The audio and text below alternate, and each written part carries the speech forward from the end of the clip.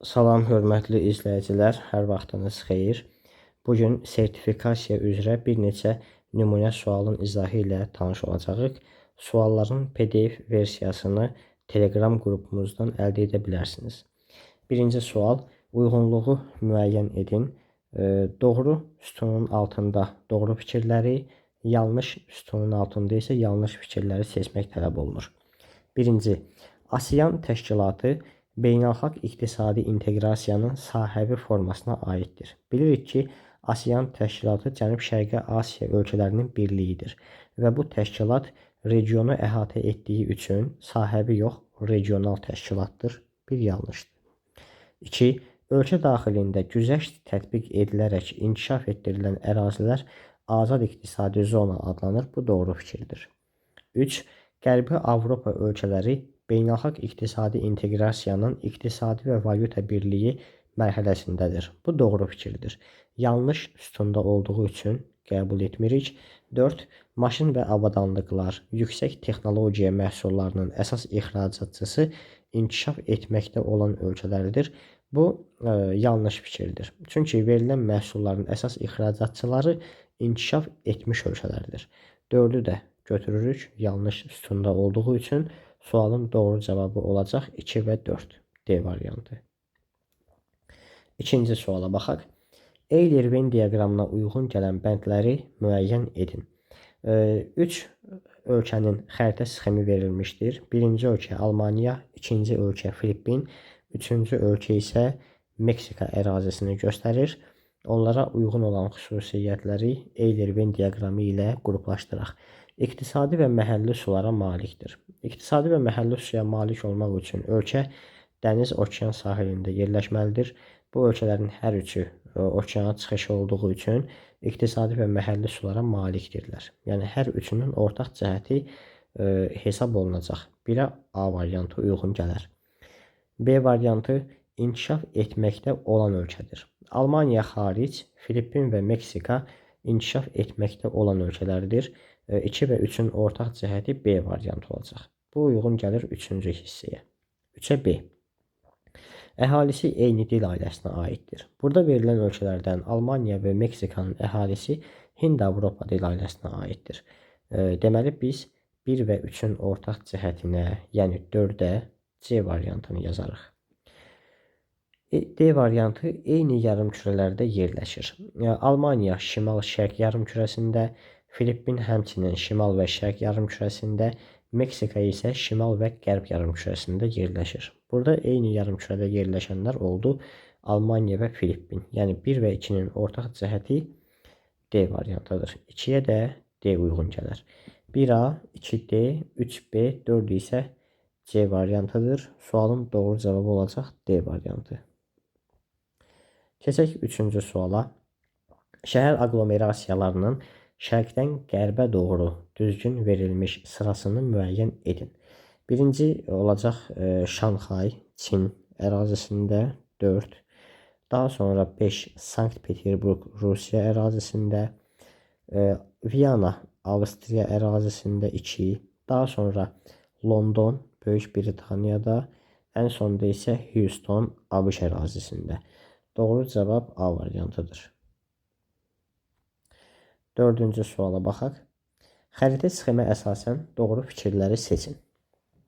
Xəritə sxemə baxdıqda hər hansısa bir faydalı qazıntı məhsulunun daşınma istiqaməti ixrac-idxal münasibətlərinin göstərildiyini görürük.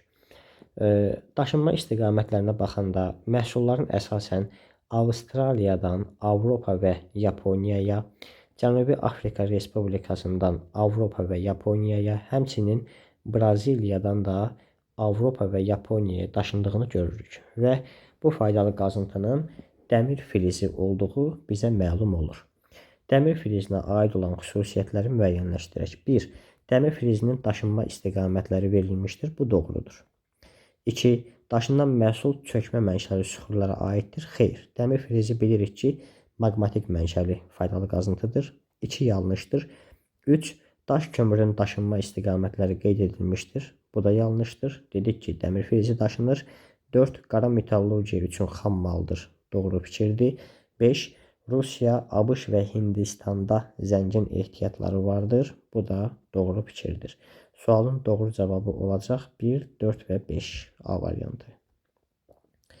5-ci sual.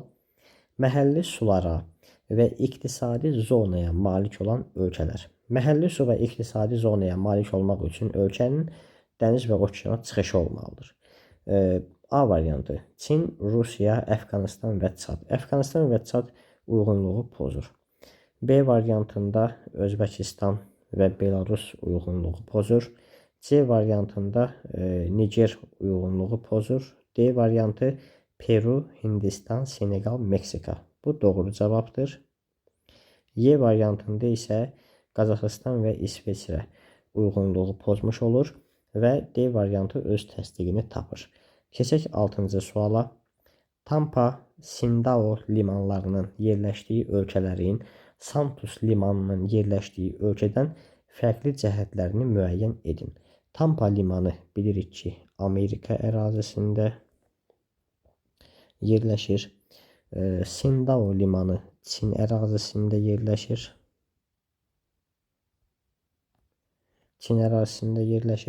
Santos limanı isə Braziliya ərazisindədir. Xüsusiyyətləri müəyyənləşdirək. Tamamilə şimal yarımkürəsində yerləşir. Amerika və Çin şimal yarımkürəsindədir, bəli. Amma Braziliya ərazisi həm də cənub yarımkürəsində yerləşir. Bir fərqli cəhətdir. Biri götürürük. 2. Əhalisinin əksər hissəsi Hind-Avropa dil ailəsinə aiddir. Bu fərqli cəhət deyil. 2 yanlışdır. Urbanizasiya səviyyəsi yüksəkdir. Çində urbanizasiya səviyyəsi yüksək deyil. Bu da deməli fərqli cəhət olmadı. 4. Subtropik iqlim qurşağının musson iqlim tipi müşahidə olunur. Amerika və Çində musson iqlim tipi müşahidə olunur, ancaq Braziliyada müşahidə olunmur. 4 fərqli cəhətdir. 5. Xammal ixracatçısıdır. Bu ölkələrin hər üçü xammal ixracatçısıdır. Yəni bu oxşar cəhətdir, fərqli deyil. Sakit okeana çıxışı var. Amerika və Çinin Sakit okeana çıxışı var, ancaq Braziliyanın yalnız Atlantik okeana çıxışı var. 6 da fərqlidir. Doğru cavab olacaq B variantı 1, 4 və 6. Növbəti suala baxaq. Ümumi milli məhsulun ölkə daxilindəki payı ümumi daxili məhsulun 15%-nə bərabərdir. Ümumi milli məhsul 100 milyard dollar, ümumi daxili məhsul 150 milyard dollar olarsa, xarici şirkətlərin ümumi daxili məhsuldakı payını hesablayın. İlk öncə düsturlarımızı qeyd edək. Ümumi daxili məhsul bərabərdir. Yerli şirkətlər, yəni ölkə daxilindəki yerli şirkətlər üstəgəl ölkə daxilindəki xarici şirkətlərin cəmi. Ümumi milli məhsul isə ölkə daxilindəki yerli şirkətlərlə ölkə xaricindəki yerli şirkətlərin bir il ərzində qazandığı gəlirdir. Bizə verilib ki, ümumi daxili məhsulun həcmi 150 milyard dollardır. Ümumi milli məhsul isə 100 milyard dollardır. Və ölkə daxilindəki pay, yəni ümumi milli məhsulda ölkə daxilində əldə olunan gəlir ümumi daxili məhsulun 15%-nə bərabərdir. Bərabərdir 150 vurulsun 15 bölünsün 100. Bu da bərabər olacaq 22,5-ə. Düsturda bir şey də qeyd edim. Ümumi daxili məhsuldakı yerli şirkətlərin həcmi ilə ümumi milli məhsulda ölkə daxilində qazanılan gəlir bir-birinə bərabərdir. Çünki hər ikisi eyni şeyi ehtiva edir. Yerli şirkətlər bərabərdir ölkə daxilində qazanılan gəlirə. Biz ölkə daxilində qazanılan gəliri 22,5 tapmışıq. Deməli, yerli şirkətlər də 22,5-ə bərabərdir. Buradan biz ümumi daxili məhsulda xarici şirkətlərin payını hesablaya bilərik. Yəni, yerli şirkətlər 22,5 üstəgəl xarici şirkətlər bərabərdir 150-yə. Buradan da xarici şirkətlər bərabər olur. 150 çıxılsın 22 %5. O da bərabər olacaq 127,5 milyard dollar. Sualın doğru cavabı olacaq C variantı. Növbəti suala baxaq. Ölkə əhalisinin sayı 12 milyon nəfər, təbii artım isə hər 1000 nəfərə 7 nəfərdir. Təbii artım eyni qalmaq şərti ilə 5 il sonra ölkə əhalisinin sayını hesablayın. Hesablayaq. 12 milyon nəfər x 1000 nəfərə 7 nəfər. Buradan x bərabərdir 7 vurulsun 12 milyon vurulsun 7 bölək 1000. Sıfırları ixtisar aparsaq 12.000 vurulsun 7 bərabər olacaq 84.000. Bu bir il ərzində təbii artım hesabına çoxalan əhalinin sayıdır. Bizdən 5 il sonraki əhali istənildiyi üçün 84.000-i 5-ə vursaq 5 il ərzində təbii artımın necə davam etdiyini müəyyənləşdirə bilərik. Bu olacaq 420.000. Yəni 5 il ərzində ölkə əhalisi təbii artım hesabına 420.000 nəfər artacaq. Əvvəl əhali 12 milyon idi. Üstünə 420.000 əlavə olunur. Bərabər olur 12 milyon 420.000 nəfər. Bu sualın birinci həll yoludur. Sualın ikinci həll yolunu da qeyd etmək istəyirəm. İkinci həll yolu daha asan və tezdir. Yenə tənaşıb qururuq. 12 milyon x nəfər 1000 nəfərə 7 nəfər yazmıram. 5 il ərzində nə qədər artarsa onu yazıram. Yəni 7-ni 5-ə vururam.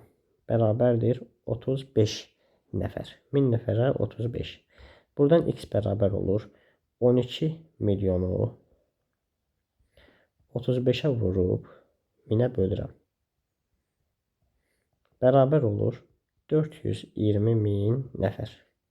Yəni birbaşa 5 il ərzində təbii artım nə qədər olursa onu hesablayıram. Olur 420.000 nəfər. Bunu biz burada almışdıq. Biraz gec almışdıq amma. Ondan sonra isə 12 milyonun üzərinə yenə də 420.000-i əlavə edirəm. Olur 12 milyon 420.000 nəfər. İkinci qeyd etdiyim yol daha tez yoldur. Yəni imtahanda vaxt qazanmaq üçün ikinci yoldan istifadə etmək daha məqsədə uyğundur. Doğru cavab olacaq burada C variantı. 12 milyon 420.000. Sualların izahı bu qədər. Sağ olun. Diqqətiniz üçün hər birinizə təşəkkür edirəm. Növbəti dərslərimizdə görüşənədək.